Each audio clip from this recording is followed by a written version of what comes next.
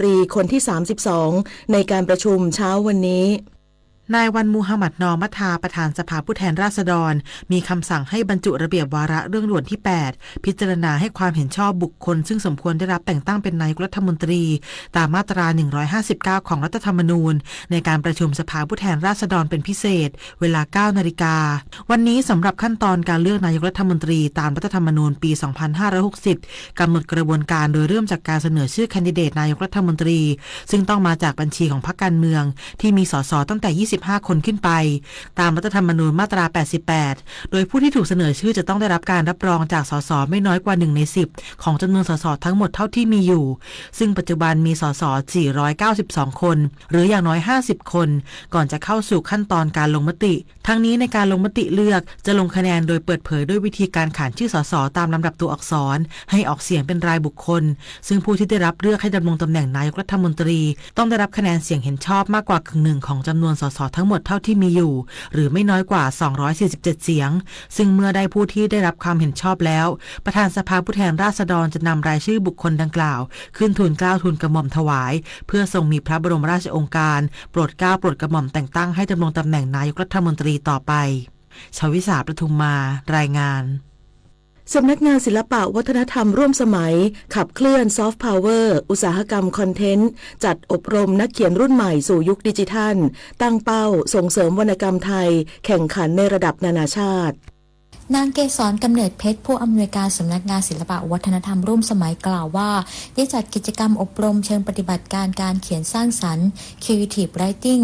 ในโครงการส่งเสริมวรรณกรรมร่วมสมัยต้นน้ำของอุตสาหกรรมคอนเทนต์ขับเคลื่อนซอฟต์พาวเวอร์โดยมีนักเขียนและบรรณาธิการของประเทศร่วมการเสวนาแลกเปลี่ยนให้ความรู้แก่ผู้สมัครเข้าร่วมโครงการจากทั่วประเทศจำนวน120คนโดยอบรมจนถึงวันที่ 9 กันยายนนี้ซึ่งแต่ละวันจะมีหัวข้อที่แตกต่างกันไปอาทิการบรรยายเรื่องการคิดพล็อตอย่างไร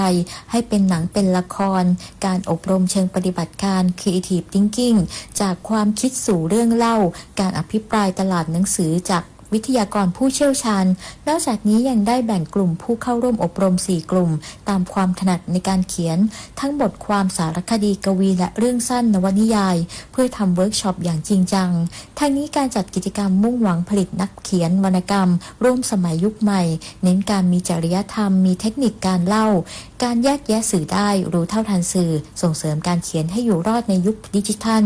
สามารถต่อยอดสร้างรายได้มีชื่อเสียงทั้งในและต่างประเทศมาริชโยรายงานสำนักงานป้องกันควบคุมโรคที่1เชียงใหม่เตือนผู้ปกครองเฝ้าระวังโรคชิคุนกุนย่าโรคติดเชื้อที่มียุงลายเป็นพาหะนำโรคโดยเฉพาะในช่วงฤดูฝนแนะกำจัดแหล่งเพาะพันธุ์ยุงแพทย์หญิงสาวนีวิบุลสันติผู้อำนวยการสำนักงานป้องกันควบคุมโรคที่1เชียงใหม่เปิดเผยว่าโรคชิคุนกุนยา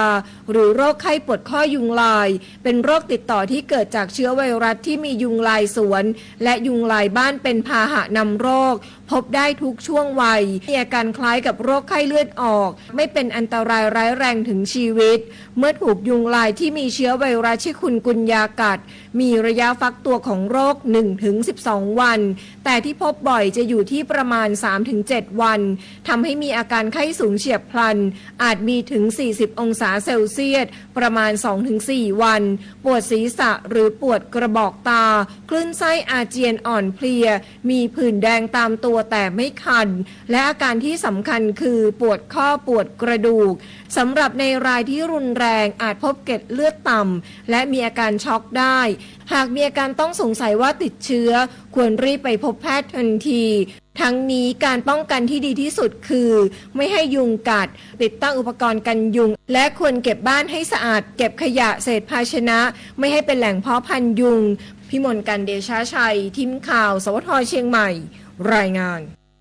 จบข่าวคณิษฐายิ้มดีอ่านรับฟังข่าวครั้งต่อไปเวลา 7 นาฬิกาค่ะติดตามข่าวที่นำเสนอไปแล้วได้ที่ www.thainews.prd.go.th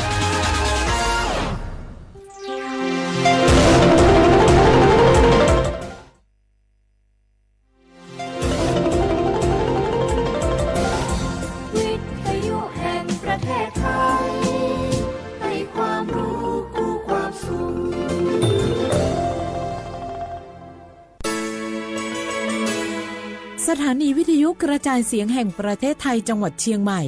AM 1476 กิโลเฮิรตซ์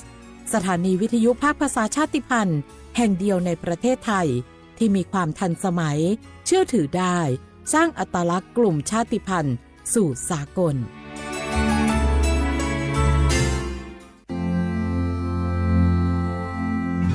รากฐานสังคมไทยตั้งแต่อดีตจนถึงปัจจุบันเคารพเทิดทูนสถาบันพระมหากษัตริย์เป็นศูนย์รวมจิตใจที่เหนียวแน่นของคนไทยในเวลาที่เกิดวิกฤตทางการเมืองพระบารมีของพระเจ้าอยู่หัวก็ทำให้เกิดความสงบและช่วงที่เกิดวิกฤตเศรษฐกิจปรัชญาเศรษฐกิจพอเพียงของพระเจ้าอยู่หัวรัชกาลที่ 9พระราชทานให้กับคนไทยก็ทำให้ผู้ที่น้อมนำมาปฏิบัติมีภูมิคุ้มกันและไม่เกิดความเสียหายพระปฐมบรมราชโองการของพระเจ้าอยู่หัวรัชกาลที่ 10เราจะสืบสานรักษาและต่อยอดและครองแผ่นดินโดยธรรมเพื่อประโยชน์สุขแห่งอาณาราษฎรตลอดไป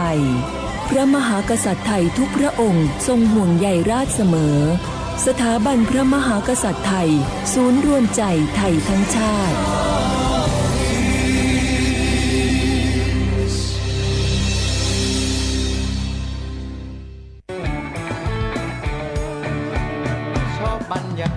มาพี่ชนแม่วันนี้ปาร์ตี้กันให้สุดๆกันไปเลย จัดไปไหมเมาไหมครับ หรอ พ่อกลับบ้านได้แล้วเดี๋ยวพรุ่งนี้ก็ต้องไปส่งลูกไปโรงเรียนแต่เช้าอีกจะดื่มอะไรนักหนาเนี่ยนะตื่นไว้อยู่แล้วจะอะไรกันนักกันหนาขอสนุกกับเพื่อนหน่อยดิเหนื่อยมาทั้งวันแค่นี้นะพี่ไปร้านอื่นต่อไปก็ไปพี่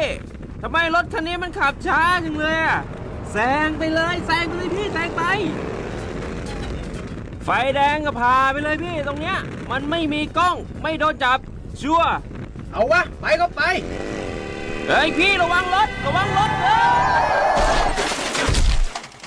บนท้องถนนการตัดสินใจพลาดเพียงครั้งเดียวอาจไปถึงความสูญเสียอย่าให้ความสนุกเพียงชั่วครู่กลายเป็นความเศร้าชั่วชีวิตด้วยความปรารถนาดีจากสำนักงานประชาสัมพันธ์ที่ 3 กรมประชาสัมพันธ์แม่ครับมีหมาที่ไหนก็ไม่รู้เห่าอยู่หน้าบ้านเราผมวิ่งหนีเข้าบ้านเกือบไม่ทัน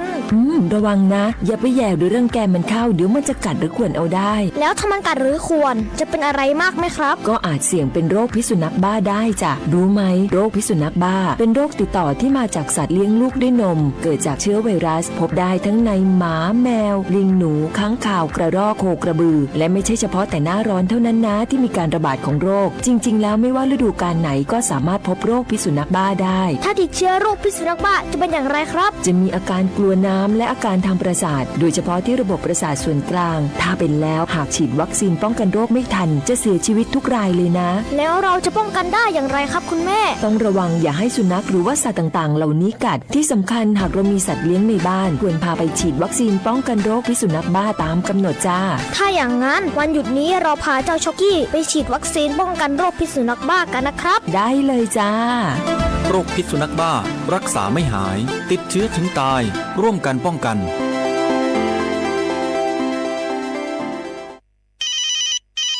ฮัลโหลสวัสดีครับสวัสดีค่ะจากไหนครับคุณคือผู้โชคดีที่ได้รับเงินสด1 ล้านบาทแต่ต้องโอนค่าธรรมเนียมมาก่อน 5,000 บาทนะคะหลังจากนั้นทางเราจะทำการโอนเงินกลับไปให้ค่ะจริงเหรอครับงั้นเดี๋ยวผมโอนค่าธรรมเนียมไปให้นะครับขอเลขบัญชีด้วยครับได้ค่ะคุณโชคดีมากนะคะรีบโอนค่าธรรมเนียมมาก่อนได้เลยค่ะหยุดก่อนนายจะเชื่อจริงๆหรอนี่มันหลอกกันชัดๆเลยฮะจริงเหรอหลอกยังไงอะนั่นสิเธอลองคิดดูสิว่าเราจะได้รับเงินล้านจากอะไรล่ะในเมื่อไม่ได้ไปเสี่ยงโชคหรือลุ้นรางวัลอะไรเลยจำไว้ไม่มีใครให้เงินเราฟรีๆโดยที่เราไม่รู้ตัวหรอกนะแถมยังให้โอนค่าธรรมเนียมไปให้ก่อนอีกคุณคะเราไม่ได้โกงนะคะโอนมาก่อนเดี๋ยวพิสูจน์ได้ค่ะไม่เอาละผมไม่เชื่อไม่โอนไม่คุยด้วยละกลโกงมีทุกที่จำให้ขึ้นใจอย่าเชื่ออย่าคุยอย่าโลภอย่าโอนด้วยความปรารถนาดีจากสำนักงานประชาสัมพันธ์ที่ 3 กรมประชาสัมพันธ์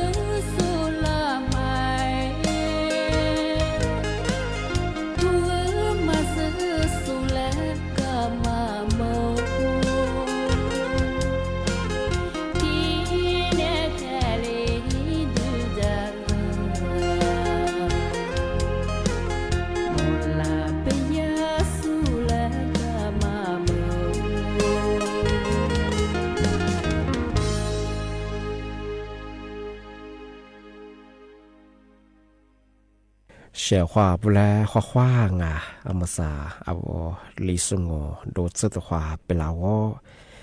เอาลิสุงโงปากกากุงโงไม่ยาทาจิ้มหมายงาสถานีวิทยุกระจายเสียงแห่งประเทศไทยจังหวัดเชียงใหม่ว่าโดจะในไปเหตุสมมุขวานีเจโมติขวาโดที่มูลงไม่ยาหนีมุขวานีสามโมติขวาดวที่ยมันหนีขวาโดจะนาที่ยขวานีนาเนสงาเอาวิทยุว่าเมื่อจะมางไม่ยาเฮยี่ระบบยา AMยี่ครึ่งความถี่งบเหตุที่ตัวลี่ฮาสิจะโชว์ให้กว่าโจญาดอลลาร์อาทิตย์ทาวระบบไลฟ์สู่เหตุจังอ่ะฟิสบุยเพงงบเหตุสวทเชียงใหม่ AM 1476กิโลโคติเลบูญาเหตุเอติเลดอลลาร์งงานี่เมที่ยังงไม่ยังอ่ะเอาลิสูอาบังมันยาเหตุสิหาเซลีนี่นี่เมที่ยังไม่ยาเหตุลูยิงอ่ะยุโคนิโตนิจังหวะโคที่ปัญญาว่าไทยอาบังมันอยากเฮโกฮางวานี้ถึงยังไงนี่มีถึงยังไงหนังวานี้ไงวันศุกร์ที่5 เดือนกันยายนพศ2568ที่คมมางงาอาทิตย์นี้งาที่มาเทเชื่อให้ที่มาซื้อจีช่างาที่มาเฮอเมริกาที่มุลองยายตัวปีมาปากกาจังอาวุธมาซื้อตั้งมันยาเหือขึ้นยาเข้างาอามุสาสำนักงานหลักประกันสุขภาพแห่งชาติสปสชยายี่โครงการธรรมจักรยี่โครงการกุมมันยาเหือยูเซบดงาปีว่าอาวุธเจ็บป่วยฉุกเฉินข้ามวิกฤตงมันยาเหืออาวุธที่ใช้สิทธิ์ยูสิทธิ์มาฟรีๆที่รักษาเยอะบดงาภายใน72 ชั่วโมงที่ฉีด1 ชั่วโมงคนเดียวเนี่ยคือเปิดที่เลยรักษาเยียงยิบฝือบวชชิบังที่บ้างมันยากว่าวิอาการโฉดจุดงานที่ยาโครงการยิ่งเงื่อนไขเจ็บป่วยฉุกเฉินมาอันนี้ฮอดสนาปปวชามังยี่วุฒิมังมันยาหมดสติยามาดงว่าไม่รู้สึกตัวเอากูดูที่หมอข้อสุดยามางยี่เหลี่ยมมาดงที่ยังว่าเอาโอเหมือนว่าขึ้นหนามังเอาจิชามชาฮันด้านสกิลมังยี่มาถึงมังมันยาเอาช่างหาคือว่าคือหามเมื่อไรมาคือหามเมื่อมังที่นี่เอาอาชีพคือเหือมังที่นี่เอาช่างหาติดตัวหานะที่ตัวหามันนางกว่าติดขายมังที่นี่ยิ่งเสียคือเมื่อมังสามาที่มังมันยาเอากูเดียว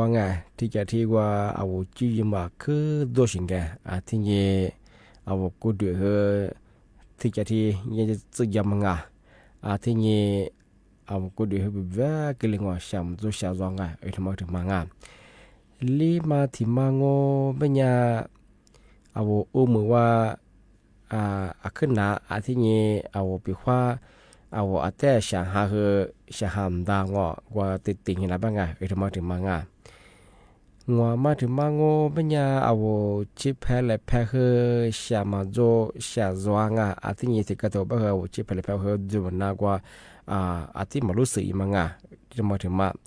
ที่นี่เอาบอกว่าช่วยมันจะช่วยมันน่าที่นี่เอาว่ากูดูชอบมังจุดจอมังที่มาคือที่มังยากางโซมาที่มังเป็นยาว่าอาการอื่นๆมันยังเอากูดูกูมีว่าผิวว่าช่างหาหามันน่าช่างหาเฮียที่นี่สิว่าถ้าร่างกายสิมาลงว่าสิจะสิว่าหล่อเลี้ยงมาให้ยังมาลงแต่ก็รู้ว่าเส้นเลือดสมองติดมาลงสมองที่เส้นเลือดแตกมาที่พวกมาที่ฉุกเฉินพยามันเป็นยังไงที่มาโฉดจะช่วยเอาอยากการที่มาโฉดจะที่ดาวเป็นยังมีกว่าเนตสิฮีอันนั้นมาพันเหนือเป็นไงก็มายินทีเลยดูเงี้ยละสายช่างบ้างปีข้อยากกุยบ้างที่ยากเงื่อนไขโฉดจะมาเข้าเกี่ยงมาเคยรับสายเยี่ยช่างไงที่ภายในฉีดซึ่งชั่วโมงปุ๊บเปิดที่รักษาอย่างอาจารย์ปีข้อยากกุญยอาการมันจะเกิดมาฉุกเฉินยังที่เกิดมาส่วนใหญ่ไม่เคยกว่าในสิ่งนี้เอาก็หลาย20เลยมา อยู่ยาบยากกว่าทอที่สดต่อเยอะบุตรงาที่เป็นยาชของงาเอามาเฮอเอาที่มายี่สตั้งไม่อยากเฮงาปีว่าเอาเฮียจิตจวงมันก็เชื่อว่าชุ่มหมูเธองาเอาเชื่อเขาประเทศโซมาอาการที่ฉีดพอจงไม่ยังที่ข้ามวิกฤตไงฉุกเฉินเขาหนาไม่อยากเฮงามีในสิ่งนี้อันมันเหนือไปเฮกุมันยี่ที่ละใส่ชงงาปีว่ายี่ไปเฮยาเจ้าหน้าที่ยาหมอผ่าสุกุยี่ไปเฮยากรรมหาขึ้นยาซอยเหลวมาเฮโซที่เชื่อว่าละสายเยอะไงที่นี่คือฟรีๆไงบางอย่างคือที่ฉีดซื้อยี่จุ่มคนนี้ยาที่ละสายยังจากวันนั้นสิ่งที่เป็นยากับกุญยิงกับตัวไปยาการคือที่ขึ้นยามาซอยเลยที่ขึ้นยามาวิกิบางอย่างคือยาแต่ว่าเอาก็ละในสิ่งยี่สิบเลยมาอยู่จะไปยากกว่าที่หัวสดต่อยาบรมงาที่มาเฮถึงมาปีมาเฮสุจิชาหัวชร่างงาที่นี่ที่มาที่เชียงโง่ไม่ยังเอาชั่วโมงเธองาหิควาจาโซงาที่นี่คือมาที่โรงงานเอาโทรศัพท์คนนี้กว่าย่ายีลินคือส่งพลังกว่ายีข้อความระบบงา SA หัวนี่มังอาชีพกว่ายีไลน์ขวาดงอกว่า Facebook ขวาดงอปีขวาวุฒิชีพอมองไม่ยาวมาซื้อมือมาโจสิงมาซื้อไม่ใช่คือมาคือฐานนี้ดูเย่บทงานมันยากคือที่ได้แจ้งเตยฝรั่งมือสังโง่ไม่ยาหลักโซมาคาโซงากลุ่มมิชาชีแกนคอสเตอร์หลักโซที่เวลาคือจัดสุดแบบไงยาอีลิชีโทรศัพท์คนนี้ส่งฝรั่งแต่ก็ถือว่าเนี่ยคือคนนี้สิงมาซื้อแบบว่านี้ดูเนี่ยจะถึงนี้ดูว่าคือว่าที่ก็ถึงบางโง่เป็นยังไงบางเรียนนูท่านี้ดีโง่เป็นยังยี่อีลีก็มาเฮียอัตโนมัติวันที่เลยข้อมูลวันที่เลยว่าแฮปดีมาคือจะใช้งานเมื่อสัปดาห์สู่ใช้ที่ระบบไง AI ไงกลุ่มมิชาชีพหลักสมัครสู่ที่ชื่อข้ออยู่งานนึกว่าท่านี้ดีโง่เป็นยังยี่อัตโนมัติไงว่าโทรศัพท์ที่ยี่เชื่อต่อยี่ไปคือยี่กว่าข้อมูลโทรศัพท์เพียงที่เลยควบคุมน่าใช้งานที่เพียงที่อยู่น่าใช้งานที่แบงค์ยาวมาเสื้องานของงานที่ข้อนี้คือว่าโทรศัพท์หน้างานส่วนอะไรสิส่งฝรั่งงานยี่ลินแบบยี่ข้อความแบงค์มาเสื้อมุมมาจุดแบบฐานนี้ดูเย่แบบเรื่องงานมาคือทำมาที่ได้ปีมาเจ้าตัวช่างงานชั่วโมงแบงค์ให้ควาจะโซมาที่โรงงานมาสุดๆที่ได้ปีมางานกว่าย่ายี่ลินส่งฝรั่งมาที่ก็ทำมาแบบเนี่ยคืองานอันตรายของงานนุท่าพันยี่ดีงมาที่ทัวร์แบบที่นั่นที่แบบยินที่แบบไงนุโทรศัพท์ยี่ข้อมูลลิชิจอเพียสุดที่เตะหน้างาจะมากันเนี่ยโซยทายาเจ้าหน้าที่ตำรวจไงCIB ตำรวจไซเบอร์เขาจะได้ขึ้นเนี่ยประกาศแจ้งตัวอย่าง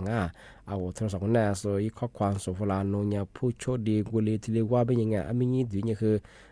รายงานตัวยี่ดีเนี่ยคือมีสมัยลาเป็นยังไงทำมาคือโจชิงไงที่ข้อนี้คือขึ้นเนี่ยประกาศยังไงโทรศัพท์หน้าชื่อมาดูแล้วก็คือไงฐานยี่ดีบ้างพันยี่ดีของบ้างคือนูโทรศัพท์คนนี้สุดพิจารณาที่เลยข้อมูลว่าที่เลยแฮปหรือเนี่ยคือนูแอดธนาคารมาอันมาจ้าอีหล่าหาเรื่องแบบคือสุดพิจารณาที่เลยตัวหน้าบรงมาคือจากมงสุดๆแพ้ว่าเขาว่าหิควาจาสุดแล้วที่เลยปีมางานมีอย่างนี้แบบคือสมุนเนี่ยแต่ก็ตัวคือเนี่ยคือ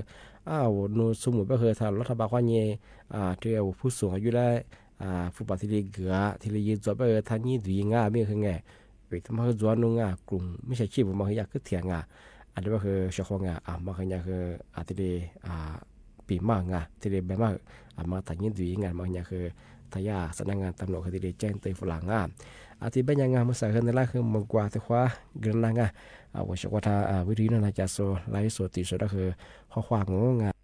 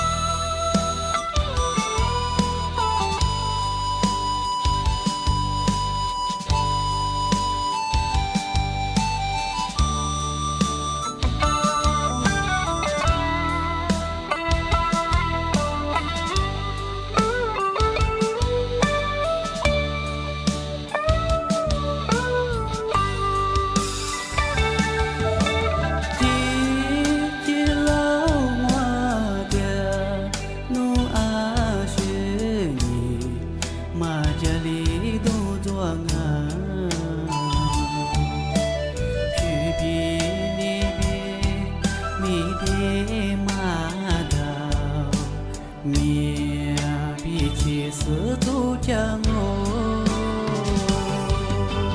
努力我呀阿里的女比呀呵他们的来啊给叫努力呀我里我阿里的女比的咱们将我你那么努力我呀阿里的女比呀呵他们的来啊给叫努力呀我里我阿里的女比的咱们将我你那么努力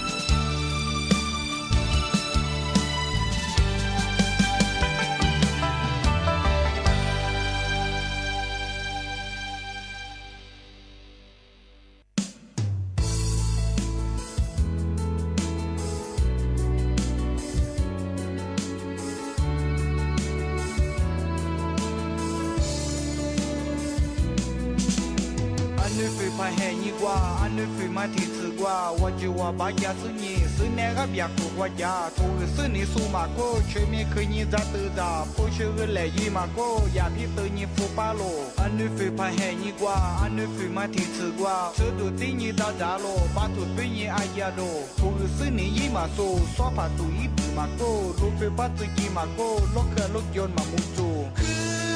开始。怕是米奈图是你所把口，也没话古贝家，米奈图是日来也马口。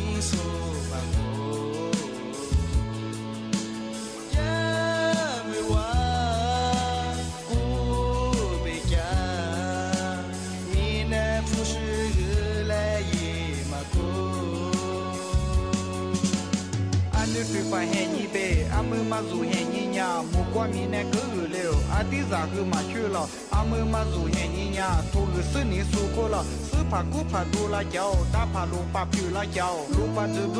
ดูปับจะด่าชื่อดูด่าชื่อสิ่งนี้อยู่สิ่งด่าด่าโลเรื่องแหละผู้ซื้อผู้กว่าโลมาที่จะผู้ด่าว่าเร็วมาคู่อาจจะดูว่าเร็วสิ่งนี้ซื้อแต่กับกูเรามีแต่เชื่อมาหมู่บ้านเรานี่มีซื้อ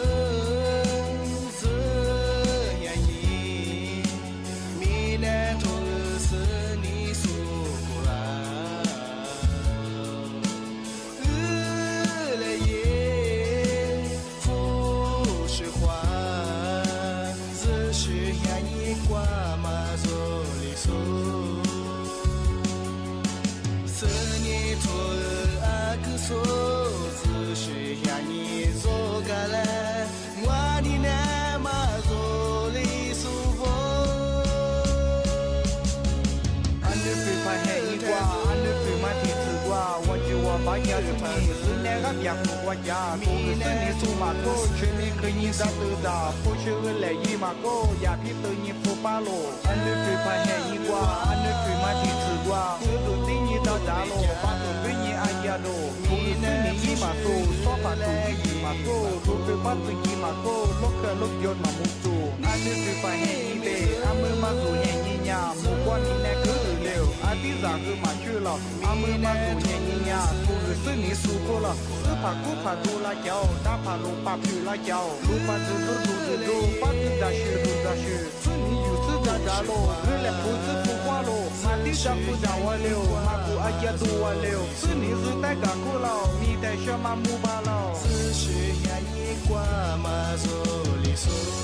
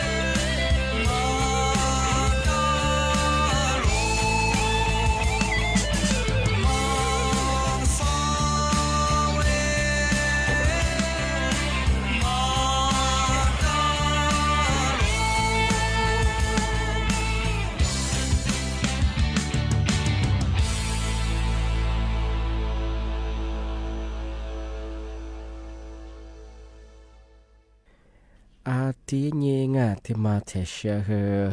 ที่ที่มาปีมาแจ้งเตือนอยู่ช่างอ่ะอาเมื่อสังโงมันยาเธอกลุ่มมิชาชีไงลัทโชมาคาโซก็จะส่งไงยากว่าใช้ช่องทางสื่อสังคมออนไลน์ไงที่ระบบออนไลน์ข้อนี้ปีข้อที่Facebookข้อนี้ไงเจ้าเยาวชนละจัดในไปแล้วกันทีเลยคือหลายสิ่งไงว่าบัญชีม้าเปิดเจ้าหลวงอันนี้แปลว่าญี่ปุ่นญี่ปุ่นจีซุงเป็นอย่างคือจำเมื่อเช้อันนี้แปลว่าเยาวชนอยู่มาคือเนี่ยมาซื้อเป็นอย่างคือบัญชีญี่ปุ่นอยู่งออาทิตย์แบงค์มาทุยาสำนักงานตำรวจแห่งชาติสูยึดหลักฐานงอที่กดตัวสอยมาคือกันเนี่ยบันทึกว่าญี่ปุ่นจีซุได้ซูมุริเชงไงญี่ปุ่นจีซุเป็นอย่างคือจำเมื่อโรงงานอันนี้แปลว่าจันเนี่ยเยาวชนอยู่มายิ่งบัญชีเปิดยอดไงการยาแบบสูกับคนยิงก็ต้องใส่แบบญี่ปุ่นสุดาจะมาสัญญากับตัวขบเบียอากาศเทียจุดรัชงาแบบเชื่อมันก็ไม่อยากชกงาเอามาสั่งก็ไม่อยากเที่ยวเยาวชนงาเอาจันเนี่ยเธองามากันอย่างคือจามโมงาเอามาใส่แบบระบบออนไลน์ข้อยิงไง Facebook ข้อยิงติดต่อข้อยิงโดยว่าไอจีมแบบไลน์แบบงาว่าเอาเวลาบัญชีเปิดจะมางาบัญชีญี่ปุ่นไปถึงไงเปิดไม่อยากพูดแบบเล็กๆที่เล็กๆงาเอาเยาวชนเนี่ยคือฝนนี่ใช่ไหมคือซ่อมปีเฉยๆงาอาทิตย์เป็นเนี่ยคือเอาไว้บ่าวข้อยิงก็เอาไว้มีข้อยิงบัญชีญี่ปุ่นเปิดบัตรหัวยาวๆยืดสูงใช่ไหมมันคือ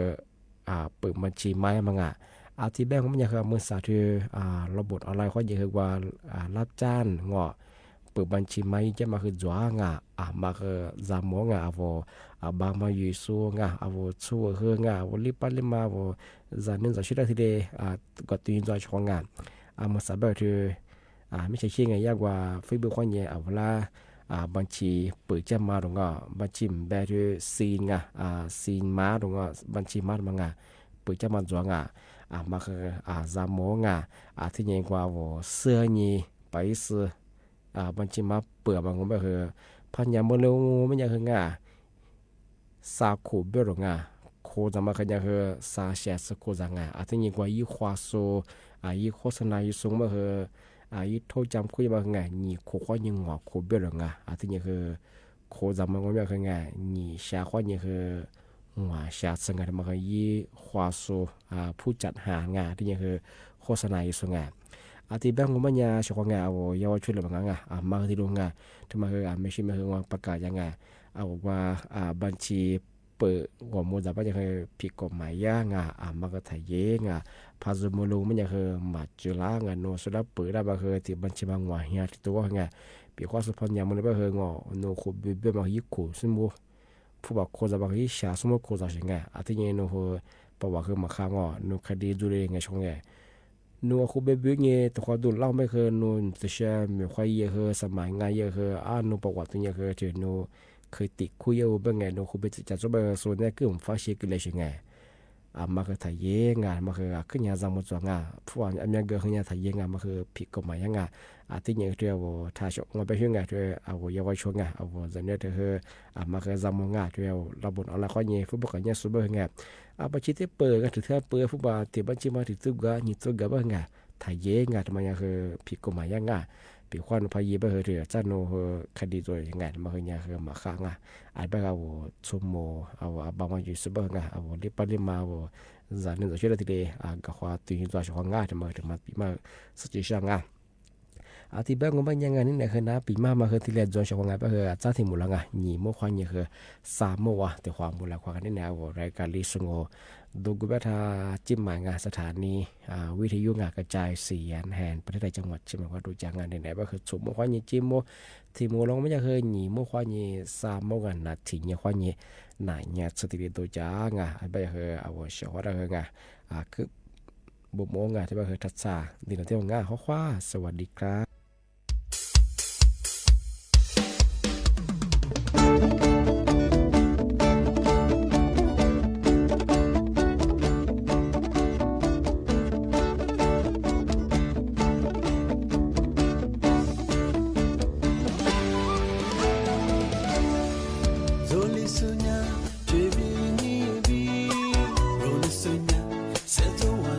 我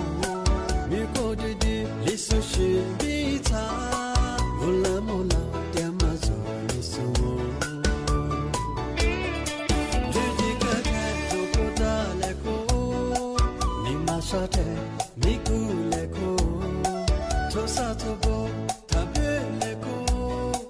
နေနီကိုတဲ့လူဘင်းမောတာကလေးကိုနီနီလေကိုငယ်ဘာတော့ဘာဒီလူရင်မဇိုလီဆူရှိအမြဒီသာဘာဒီပါတျာလို့ပြပွားတျာမီဇိုလီဆူဘဲနီဇိုညာပြလီဆူဇိုလီဆူလီဆူလီဆူဘောဇိုကွာတာဆဲလက်ဖဲကိုဆဲမိကြကြလေလီဆူကာမီဇိုစာပူတာလေလီဆူရှိဘေဂဇိုချီတူလေဇိုချိုချီတဲဇိုနီနေလေ